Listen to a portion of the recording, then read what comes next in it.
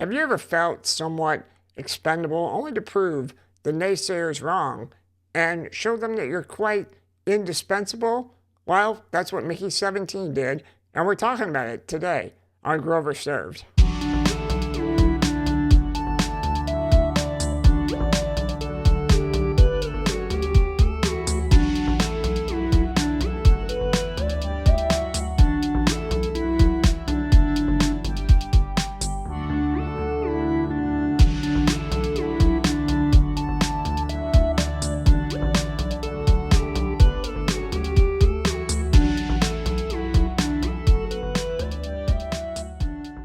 Hi, I'm Tanner Grover. Today we're talking about the dark comedy science fiction film Mickey 17 from Bong Joon-ho, who last brought us 2019's Parasite, the Academy Award-winning film. I'm not sure if Mickey 17 is going to clean house the same way when it comes award season, but I did find it quite stellar. I thought the lead character, Robert Pattinson, did an excellent job as Mickey 17, the title character. He also played Mickey 1, 2, 3, all the way up to 18, actually. But before we get into the details, if you could go ahead and smash that subscribe button as if your life depended on it. You know, they haven't perfected cloning technology, and there's no guarantee that, you're going to be able to be replicated to help improve the betterment of mankind and humankind and the YouTube algorithm. Just a quick heads up, Grover Served is not a spoiler-free channel, though in this particular case, I am going to do my very best not to try to ruin anything about the film for you. My real goal is just to paint a picture of what Mickey 17 is all about. It was actually based off of a book called Mickey 7 that came out in 2022 by author Edward Ashton. It has a sequel that came out in 2023 called Antimatter Blues. Now, I'm not sure if Bong Joon-ho intends to somehow turn this into some kind of a franchise. Mickey 17, the film itself, felt very complete from start to finish, but I just think we need more of these kind of stories in Hollywood. So the film begins with our hero, Mickey 17, falling down some kind of an ice crevice and lying on the ledge of this kind of gorge type area, and it looks pretty bleak for him. It looks like he's about to die. Fortunately, there's this rescue team out and about, and this friend of his, Timo, played by Yeun, sees that he's on this ledge and kind of, hops down a little bit, but he doesn't fully rescue Mickey. He's just kind of accepted the fact that this is the end for his friend. But it's no big deal because his friend is expendable. And Timo poses the question, Mickey, I'm just curious, what's it like to die? And Mickey's answer is somewhere in the neighborhood of, it kind of sucks, but here we are and here we go again. And so then we get the backstory. 4 some odd years earlier, Mickey and Timo had partnered up as part of a business venture where they were running this macaroon shop, or is it a macaron shop? I'm not really sure how to pronounce it. I feel like a bit of a moron for not knowing, so we'll go with macaron, I guess. Anywho, they can't finance it themselves. They're taking money from a loan shark, and then all of a sudden they can't pay their debts. And this loan shark is pissed. So pissed that he wants their head on a silver platter. So Mickey and Timo are like, all right, how are we going to get out of here? And there's this space shuttle that is departing to colonize a new planet. And they're looking for crew members. And so they're like, all right, this might be our way out. And so they enlist. Timo enlists as some kind of a pilot. And Mickey enlists as an expendable. And, when he enlists for this position, the woman at the counter is even questioning him, like, are you sure you want to do this? You know what you're getting into? And he blindly is just like, yeah, sounds good. Expendable. All right, sign me up. And away they go. For the next 10 to 15 minutes of the film, we basically get in a montage of what an expendable is. And it's exactly what it sounds like.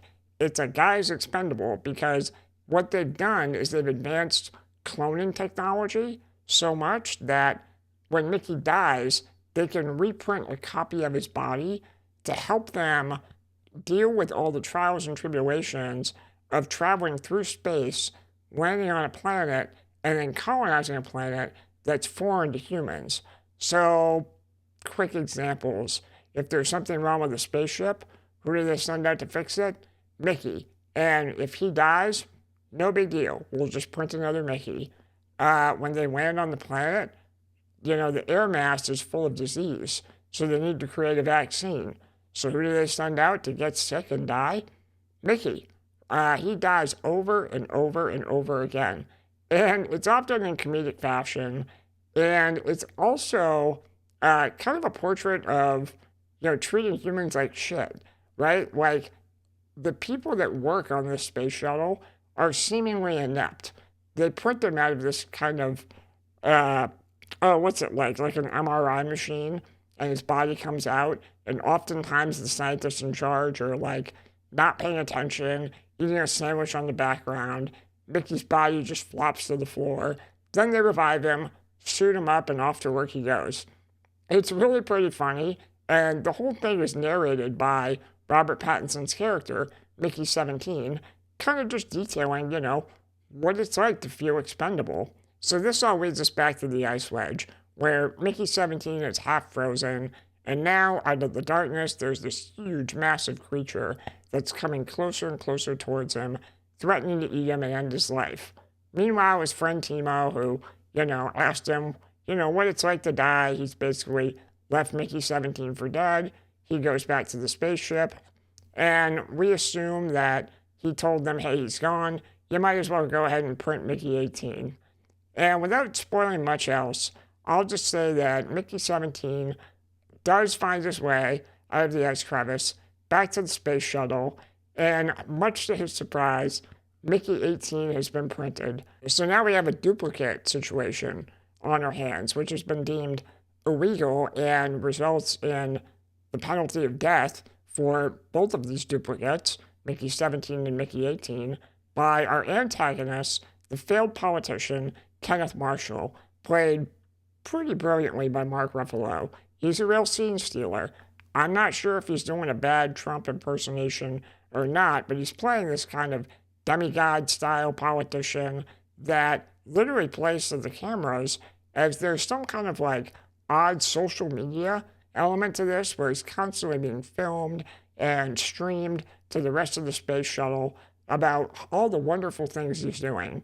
He's always flanked by his wife, Toni Collette, who's playing the character of Yifa, a woman who is oddly obsessed with sauces. Now, there's a lack of food on this shuttle, and they make a big deal about it in these cafeteria scenes where everyone's really rationed to this really disgusting looking spread of food through the cafeteria line. But Kenneth Marshall and Yifa, they eat like a king and queen, and she is never without her sauces. And she's always concocting sauces. I don't know, you really have to see it to understand it. The other character worth mentioning is Nasha, played by Naomi Ackie, who's Mickey's girlfriend. She's actually been Mickey's girlfriend, I believe, ever since he was Mickey 1, so she's literally seen every version of Mickey. But once she encounters the duplicates, Mickey 17 and Mickey 18, we have this weird kind of love triangle subplot on our hands that's pretty entertaining to watch play out. I gotta say, though, as great as the supporting cast is, it's really Pattinson that does it for me, which is how you want it to be, right? He is the main character, that's the one you want audiences connecting to, and he definitely did it for me. The cool thing about the Mickey role is versions 17 and 18 are different. 18 is a little brash and cocky, and 17 is this kind of dim-witted goof.